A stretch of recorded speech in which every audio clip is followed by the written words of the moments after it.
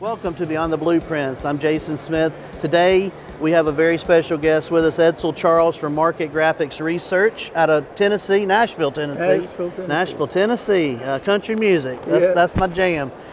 Hey, we're here in Orlando, Florida at the NAHB International Builder Show, the largest builder show of its kind in the world. And if you want to find out anything about what's going on in the new homes business or development or anything inside the home products, everything's here. You need to come check this show out. It's in Orlando this year. Next year is back in Las Vegas. So we hope to see you there. But I'm going to jump right in with Edsel. So Edsel, we go back a long ways, and he goes back even a longer way with my mom. Yep. And so I think mom's probably been a customer and a client of yours for 30 plus years, yeah, I'm guessing. So to Lake Jeanette.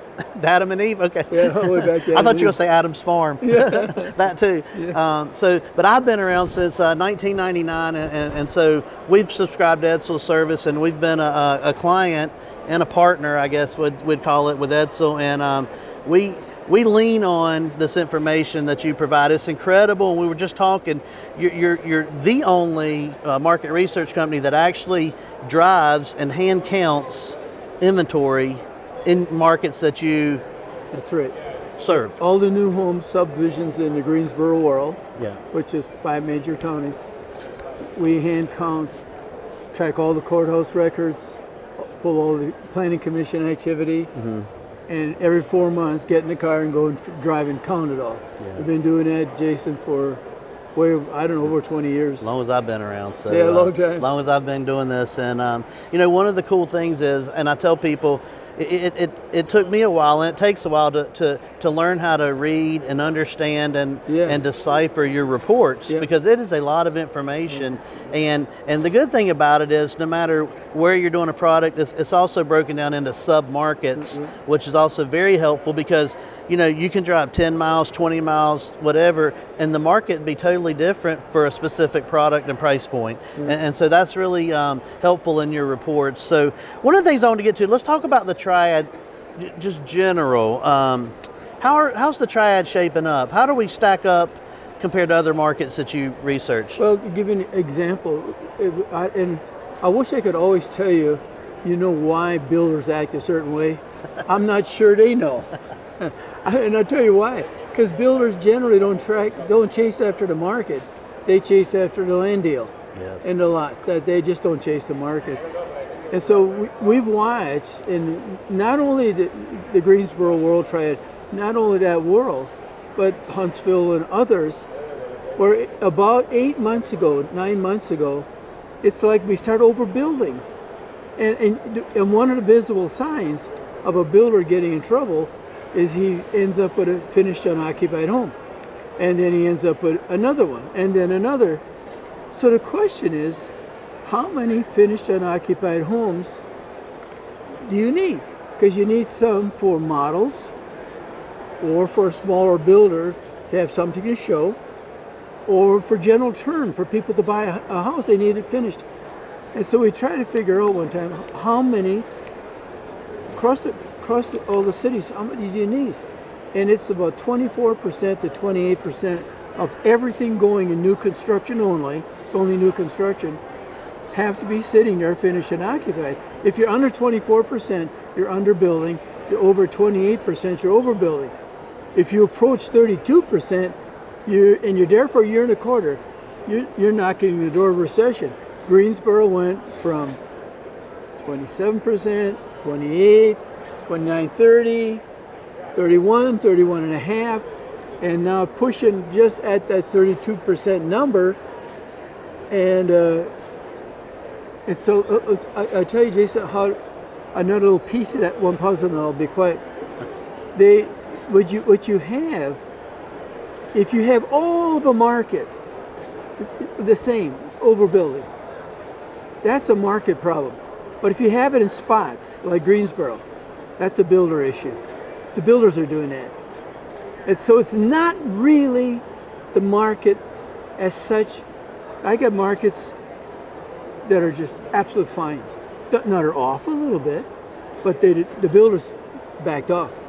Not Greensboro. Greensboro said, Let's go punch that sucker out, put some more on the ground. Nice. So if you're watching this and you haven't heard Edsel before, a lot of you have heard Edsel at different things and events and whatnot, but Edsel, I will say, while you have a really hard job, I wouldn't liken it to the weather man or anything, but when you're forecasting, it's shockingly correct. So much or so close. I mean, you called the last recession. Yeah. I mean, almost to the month, if I remember correctly. That's right, And so your information is very important. I hope people watch and who we don't get to see and talk to you as much as we would like, really listen, because I think there's some good information that we can share about what's going on in the market. How are we stacking up from 18 to 24 months ago? I mean, how's the market in your world, in our world, shifted in your research? Well, I've seen it, of course, slowly but surely. The volume has come down, but you can have a market going like this, and you can overbuild it, or you can underbuild it, and because the market's going to do this, but some builders overrun it, some underbuild. With Greensboro, we had been under, we crossed over, and we're up here now, but we're at that cresting. There's no doubt in my mind that the builders are backing off and slowing back, Jason, and the market's turning and getting better. I think that you're going to see probably 5-6 months, and you're going to see the market turning for positive. I really believe that. And rates kind of have something to do with that, of course. And today, I was just sharing with some people earlier, I follow a few folks that post 30-year, conforming fixed rates and all. Today was the first time, and I don't even know, I'm going to say a year or more or whatever, I don't know. But today was the first time I saw it under 6. Now it was 5.9 something. But hey, under 6 is a start. If we can get in the 5s, I really think our traction changes and our sales pace possibly changes. No, you're absolutely right. We've been tracking the 30-year mortgage rate every month since 1971. Yeah. It's all on one page. If anybody was watching this, would I get a copy of that free? I would gladly give it to them. Okay. Yeah. All right. So let's move on to new home inventory. I feel like it's on the rise in the Triad. Yep. There's a lot of building going on, lots of inventory, and of course we're going into spring market, so a little bit of that is natural. Yeah, natural. And so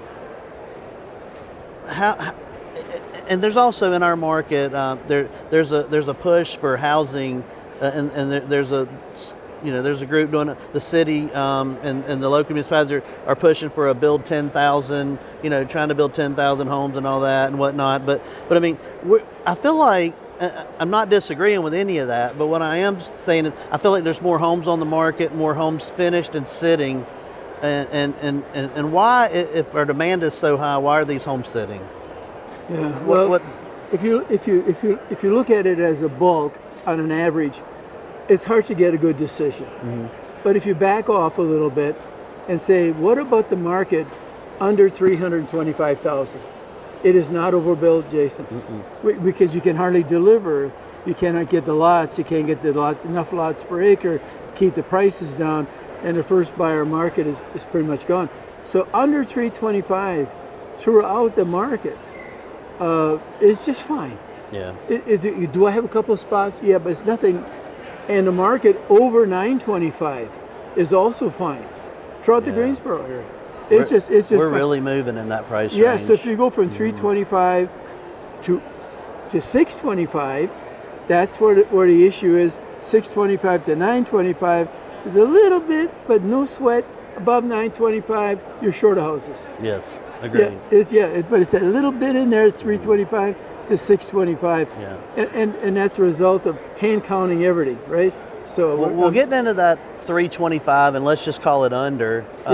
You get into a lot of the volume world, and at least my experience and what I'm finding is pricing is so important. Not only what your offerings are in the home, of course, but assuming all things somewhat equal, pricing is so important, because a lot of those buyers are chasing a house payment, not a purchase price. That's absolutely right.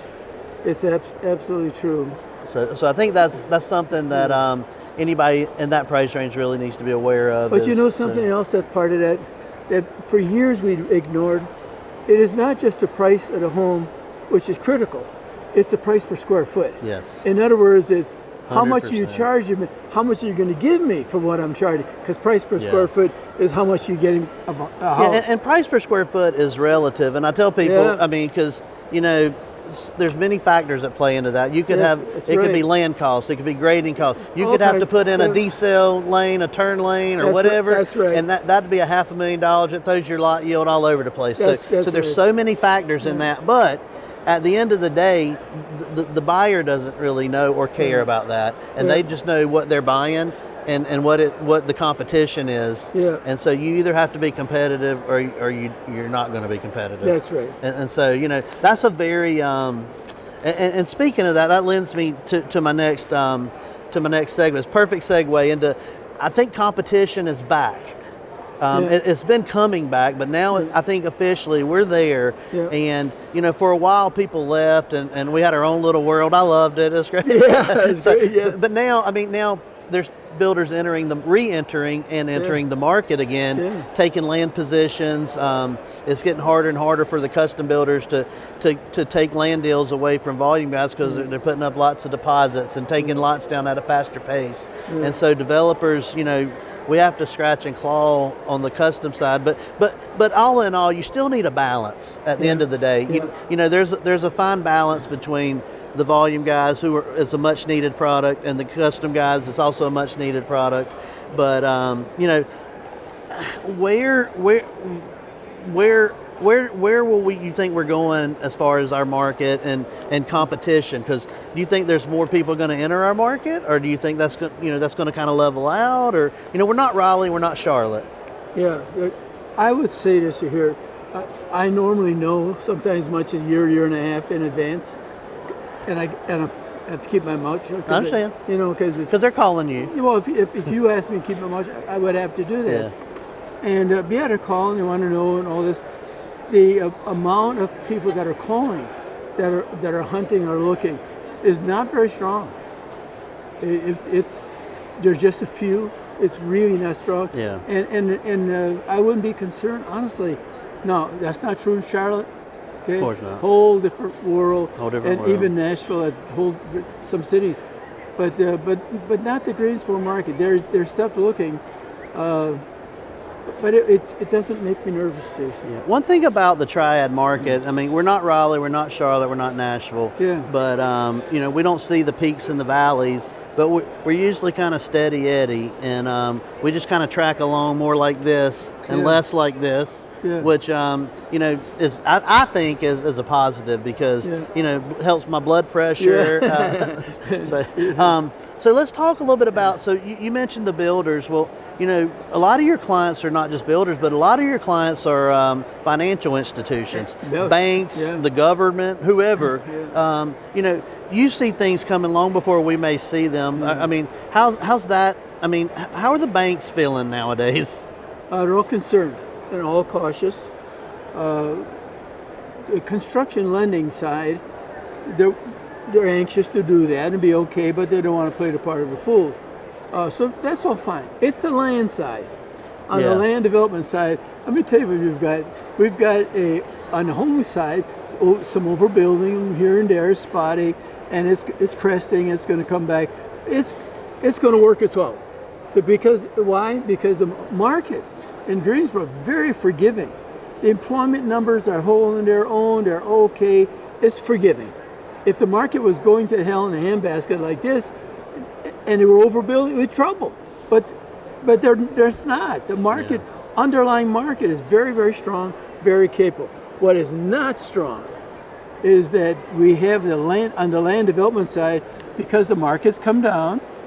It makes it look like the lots and the subdivisions are okay. It is not okay. Jason, we are off huge numbers of subdivisions in the last 5 years that are not going into the system. Now, in other words, the development world in Greensboro is not putting new sites in. We track all the planning commission agendas all over that market. You wouldn't even want that job, tracking planning commission agendas, Jason. No. No, it'd drive you nuts. But we're tracking all of that. All they do is track agendas. And there's tons of subdivisions that are not coming. The development world's backed off of. So I did one. If you look back over the last 5 years, how many subdivisions were finished and not replaced? It's a huge number. It's the equivalent of almost a whole county are gone and they've not been replaced. Well, then if you look at all the stuff that's coming, that's not coming, and all the stuff that's not been replaced, they look at the count of actual, for the last 10 years, every 4 months, we're hand counted, right? All of our stuff's hand counted. Coming down, coming down, coming down, coming down. And you say, either the developers are gotten old, or their wife shot them, or something, something. But because it doesn't seem there's the development capacity, that they're not there to put it in. And so we got the lot counts, we got the stuff not being replaced, the stuff that's not coming, that's brand new, and now we got a market that's within months of starting to turn, and it's going to start heating up. And now the interest rate, you just said, just dropped below 6 numbers. It has to get to between 5.5, 5 3/4, yes. And it's going to take off like crazy. So we got a market that's about to do this. We got the planning commission stuff not coming with new sites. We're not replacing the old, and we had a problem with availability of subdivisions the last go round in the right places. So we're sitting here in I figure about a year and a quarter, with a sucker nightmare on our hands where we don't have enough subdivisions. And nobody's planning ahead because we're off. And a little bit of excess inventory. So we're not planning. And we're not thinking ahead. And we're just laying back at home on the old couch, kind of laying around, hoping it's going to be okay. But it ain't going to be okay this time. We are coming into a crunch on land and lots. You just mark my words. That is going to be probably the worst that most of the builders have seen. And what it's going to do? It's going to raise prices. Yeah.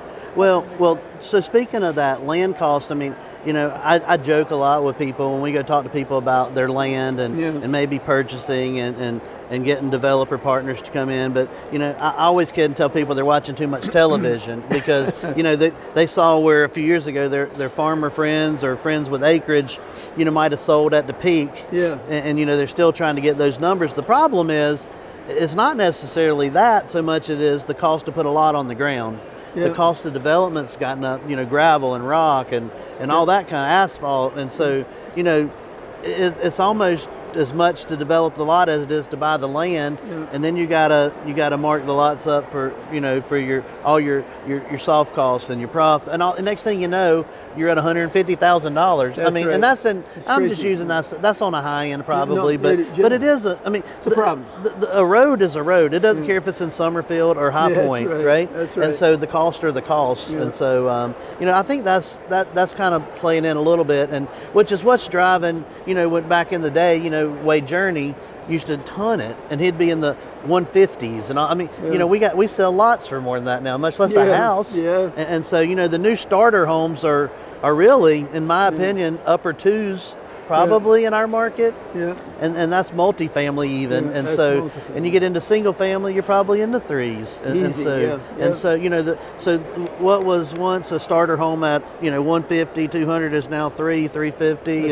And we were just talking to some custom builders before the old 600-700 custom, which was an amazing custom home, semi-custom is now $8-9 $1 million. That's right. And so it's just prices have just really changed. I mean, when I was growing up, if my friend lived in a house that was $1 million, I thought that was like big stuff. And now they're just everywhere you turn, it's $1 million. That's it's just it's insane. So you kind of went into my next question about lot inventory. We're going in a direction that we eventually need to find parcels and put more lots on the ground. But in our market, we had former Mayor Robbie Perkins, current Mayor Mary Kay Abenzawader, and we've talked to them about water and sewer. And that's an issue in the Triad, especially for Greensboro. I'm sure all municipalities deal with it, but Greensboro specifically. Greensboro's got a problem. And if we don't figure out the water and sewer thing around Greensboro, or some alternatives, which you know, I've had a few people ask me about looking into while we're here at the show. You know, years ago there used to be some alternative systems to like community septic. What was it, Harry Booty? They're still I mean, they're still there. Still So, is, yeah. so I think Even more now. I think there's probably going to need to be opportunity for people to look into stuff like that. Maybe especially out in the county, if you can find a big enough site to do something as well. But there was a system called the Schaefer system. The Schaefer system. Jack Schaefer, actually, he's dead now, but he wrote the Clean Water Act years ago, which is still used, by the way. And so, but his system was astonishing, very, very intellectual, and but it was reasonable. It only had 3 move-in parts. Municipalities were putting the Schaefer system next to their system to take the sludge and reprocess the sludge, so they didn't have to haul it off. Yeah. Schaefer system could get rid of it. Would do all that. Yeah, it was amazing. Well, I just think that as we just continue to move, I think we got to look at alternatives to just be forward thinking, and you know, probably not just our market, but lots of markets across the country. You need to. I mean, other people are dealing with similar problems. So let's talk about in our market, multifamily versus single family. You know, when we go out and look at land and try to figure out how to, you know, you've always said, and you just mentioned it earlier, ironically enough, about, you know, deals chasing us, and us chasing deals and things, and you have to be smart about that, and you have to methodically work through that process. So don't just run to a deal. And just because, there's a land deal, let me go get it. Because once you get it, we've seen things how they work out sometimes. They put people out of business. I've seen it happen. And, you know, you got to be methodical, and you got to do things within what works in the research. The research shares the numbers. But when we look at land deals, in order to make numbers work, a lot of times you have to get density. And the density is required because that's the only way you can make your numbers work on the whole project. So as a result, I think we have lots of, across the Triad, there's tons of what I call, you know, townhomes, not condominiums anymore per se, but you know, the days of John Kavanaugh and his condos are not around anymore. But although he killed it, I mean, the man crushed it, hit a home run, didn't he? Oh yeah, he did. So, but now we see townhomes everywhere, and it's because of density, of course. But as a result of that, there's a buildup in the market, I think, of just these townhomes, and it's gotten real. I'm just going to use the word competitive, but you know, you're just who's going to work out the best deals and things. I almost feel like that's the market right now. How do we work around that, or what do you see happening to this? When they cross over 4.5 lots per acre, you almost have to go towns or attached product, because you can't get more than on a detached lot. So generally speaking, we're seeing 2.6 lots per acre to about 3.4 per acre, and it's comfortable. When you get to 4 and a quarter, 4.5 lots per acre on detached, it gets tight. So then you go to townhouses. Well, sometimes there's townhouses that are more accepted in more dense areas, older parts of town, certain places that work real well. But there's a lot of places where they try to put townhouses just to get the price down, but they got them in the wrong place. And Greensboro's got plenty of those right now. And we've got a problem with availability, too much on the townhouse side right now. They need to back off. And there's so many, and most all volume builders that enter the market are, I would say 100%, I mean, we'll say 90%, but are in the multifamily game because that's land position they can get. And you know, and it's just part of our market. So we've got to work through this multifamily stuff, and again, like anything else, you got to get the balance right. And whatnot. But the one of the things I want to talk to you about, before we went on the air, you were mentioning, and hopefully folks are going to be seeing a map while we're talking. Talk about the map you showed us before. It was very interesting stat that went along with that map. We've been and our viewers are probably looking at it right now. We've been at a couple of years on that, trying to looking at the whole housing market for the United States. I got my notes here, and we've not put this out to anybody. You're the first one to get an answer. In the United States, we have 3,144 counties. I mean, this is all our own stuff. When we got through looking at all the counties, we thought, at what point do we take out a county and set it aside, not considered? We made it 150 starts. Okay. In other words, home building starts, 150 for the county and all the little burgs in the county. If you're 150 or less, we set it aside in the map. So if you take that position, then instead of the whole country of 3,144 counties, the housing market is really in 1,002 counties. Well, that's so a third. Yeah. So 93.2% of all the housing in the United States is built on 1,002 counties. So if you look at 2024, we built 1,029,995 houses. 960,038 houses were built in 1,002 counties. Wow. And so what we have is 93.2% of the whole nation's housing market being built in 31.87% of the United States. It was fascinating to see that. And then if you try to say, where are the generally speaking, all over, from Omaha, Nebraska to southeast, on the East Coast, for instance, we hand count 720 miles of subdivisions every 4 months, okay? So you get a really good feel. So if you're looking at under 325, you can just about say every city is reasonably, it's survivable easy.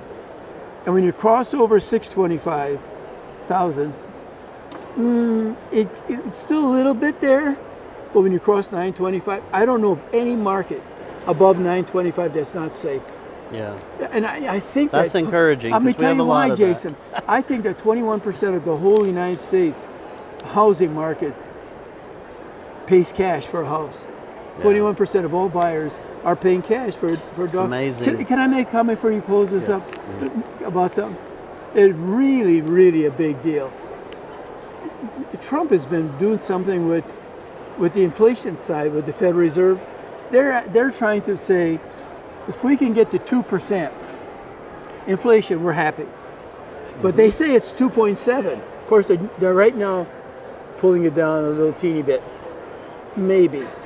So the question is, where do they get their information from the Fed that they say it's 2.7 now coming down to say here? They get it from the BLS, the Bureau of Labor Statistics, which has had 3 articles by the Wall Street Journal throwing them under the bus in the last 6 months. Trump fires that person running it, right? Knowing that that's the source of the data. Well, I look at it and try to figure out how many items do they track a month. It's about 80,000, they say. I don't know if they can talk me into that, to believe them. I think they're antiquated. I think they're outdated. I just think that I'm hoping the new guy can get it straightened out. You want the best, you know? And so if you look at that, you have to say, is there not another source for accurate data?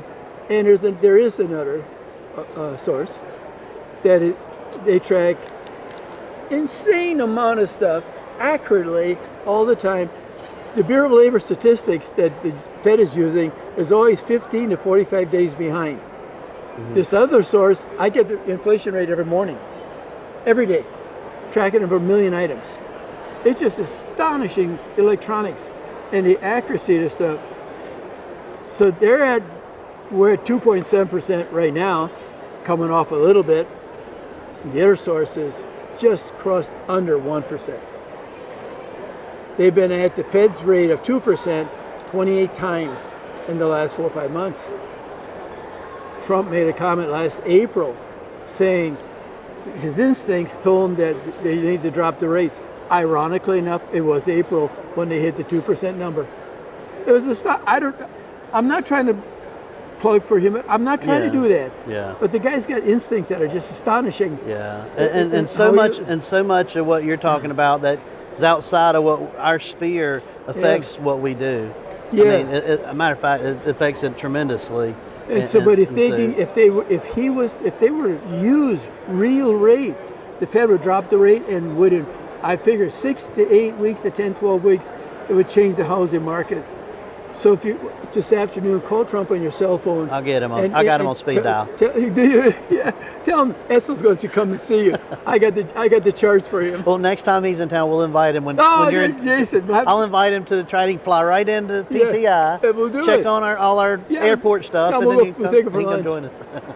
All right, guys, we're going to wrap up, but Edsel, thank you so much. If you guys listen, if you don't know, you have no idea how long Edsel's been doing this and how much information is stored up here, and in his books and things that he shares with us. And I don't look at a subdivision, I can promise you, without pulling out your data, and it's so important to my business, and we're thankful that we've been a customer for so long, and I know my mom loves you more than anything, so I can promise you that. Betty's a close friend. So listen, we're going to wrap up, but Edsel, thanks for joining us, and I hope you have a great time at the show. Okay. We're here in Orlando at NAHB, International Builders Show, and we got more stuff coming, and if you want to catch more episodes, go to triadnewhomeguide.com and check us out there.